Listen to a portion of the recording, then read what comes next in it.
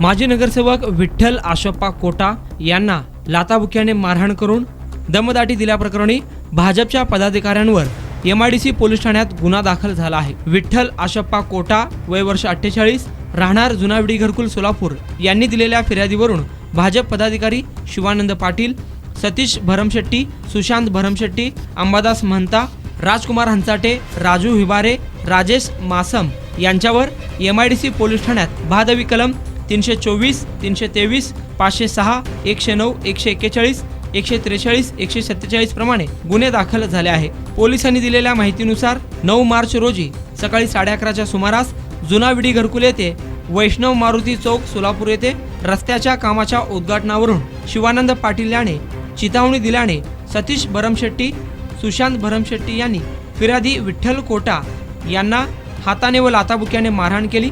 रस्त्यावरील दगडाने मारहाण करून जखमी केले व दत्तात्रय जावळे सर हे सोडवी करीत असताना त्यांना देखील तू मध्ये येऊ नको नाहीतर तुला पण सोडणार नाही असे सांगत दमदाटी केली।